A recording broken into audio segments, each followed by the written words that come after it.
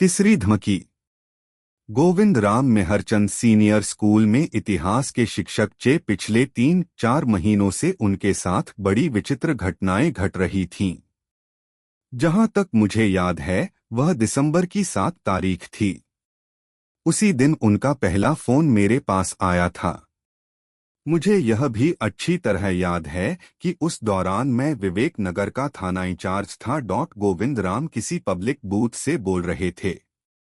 उनकी आवाज में घबराहट थी और शायद किसी अज्ञात भय से वह अपनी बात स्पष्ट तौर पर नहीं कह पा रहे थे।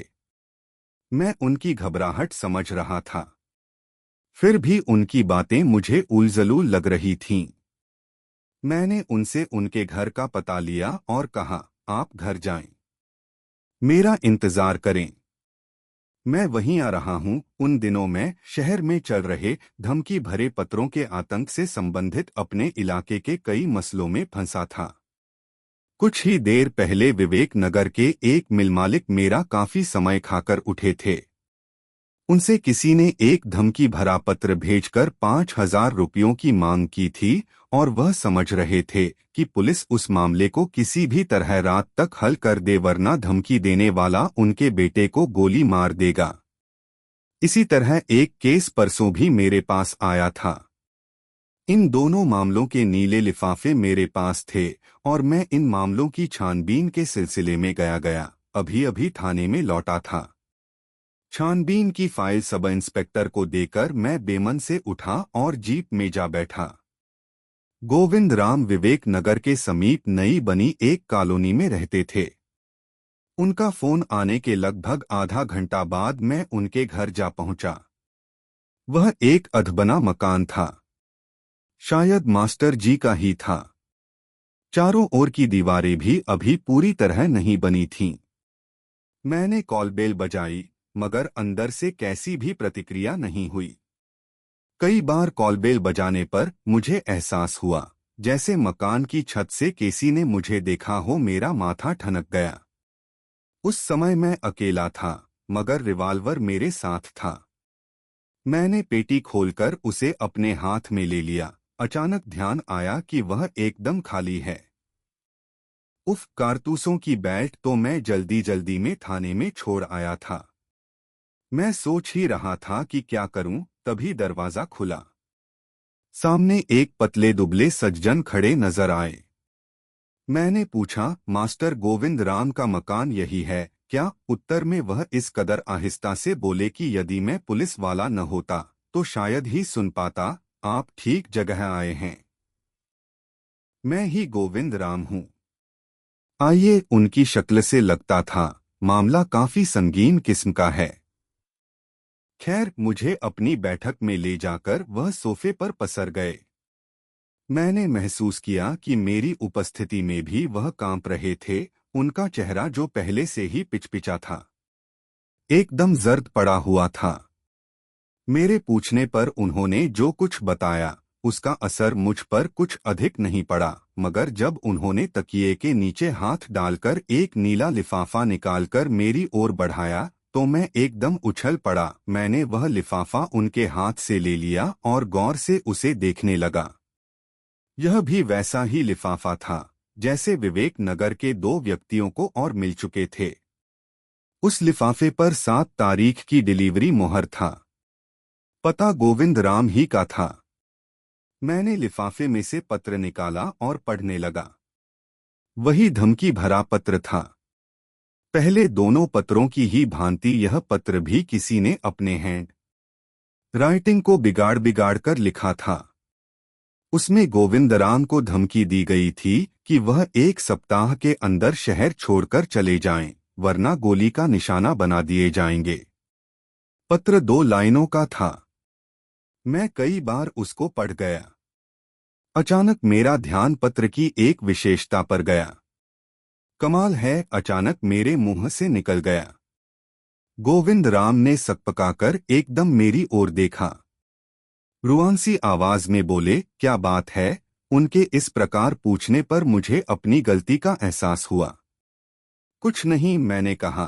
कौन हो सकता है यह? मैंने अपने स्वर को संयत बनाते हुए कहा। क्या आप इस हैंड राइटिंग को पहचान सकते हैं? गोविंदराम ने नमे सिर हिलाया।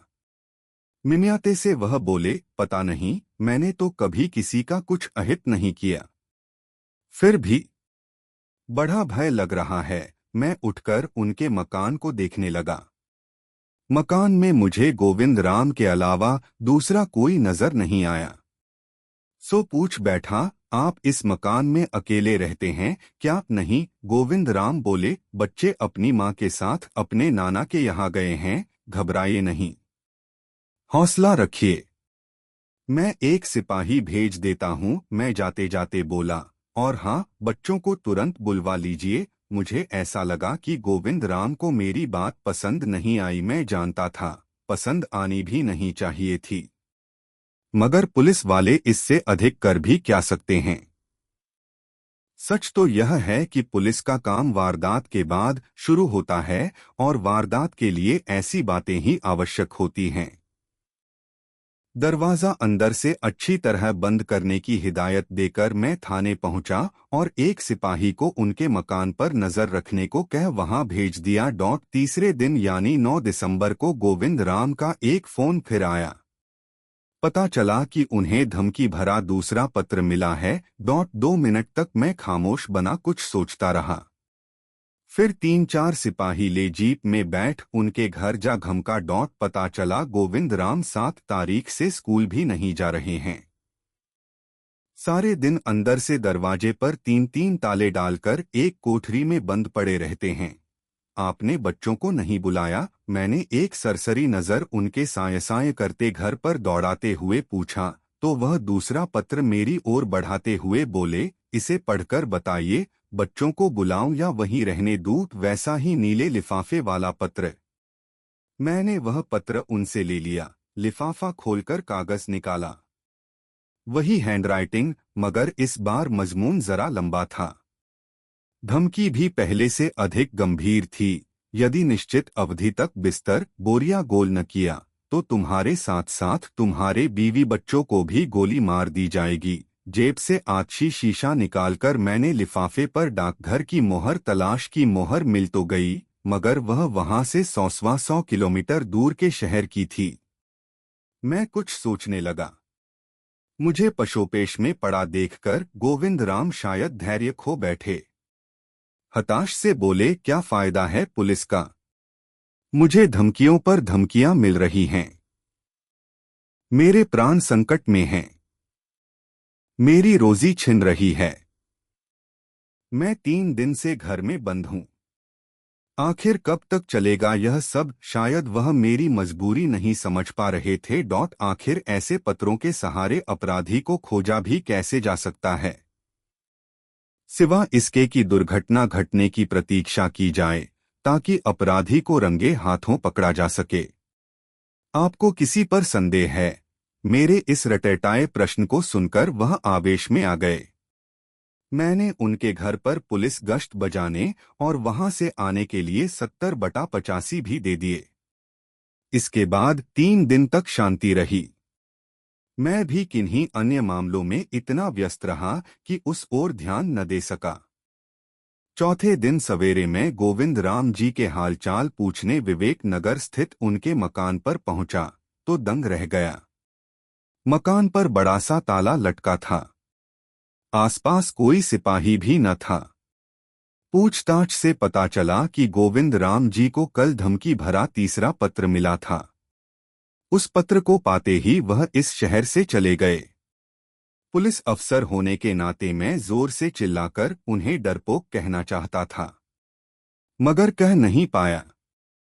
उन जैसी स्थिति में फंसकर शायद हर आदमी जिंदा रहने के लिए वही करता जो गोविंद राम ने किया था। चुपचाप वहां से मैं सीधा थाने पहुंचा।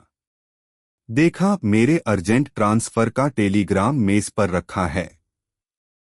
दोपहर तक मुझे पड़ोस के नगर में थानाध्यक्ष का भार ग्रहण करना था। उफ, मेरे मुंह से निकला। मैं वहां 2 घंटे में कैसे पहुंच पाऊंगा? शायद मेरी इस बदहवासी की भनक बाहर बैठे मेरे चपरासी ने सुन ली। उसने एक बार गौर से मुझे देखा।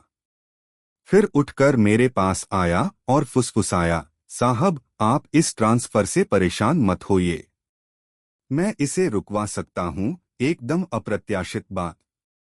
मैं अवाक बना उसे देखने लगा। वह मुस्कुराते हुए बोला, मंदोला में एक तांत्रिक रहता है, आपका ट्रांसफर रुकवाना उसके बाएं हाथ का खेल है। वह अपने पालतू जिन्नों से ट्रांसफर तक कराता है। सुना है पिछले दिनों उसने मेहरचंद स्कूल के किसी जालिम हिस्ट्री मास्टर को अपने जिन्नों के हाथों शहर से बाहर फिंकवा दिया था। उसने उसके एक भक्त के लड़के को फेल कर दिया था। यह सुनकर मैं चौंक पड़ा। मेरे सामने गोविंद राम का मामला खुली किताब की तरह रखा था, मगर अफसोस मैं कुछ भी कर पाने की स्थिति में नहीं था। मुझे 1 घंटे 50 मिनट बाद नई जगह का चार्ज लेना था और घड़ी की सुई बराबर सरक रही थी।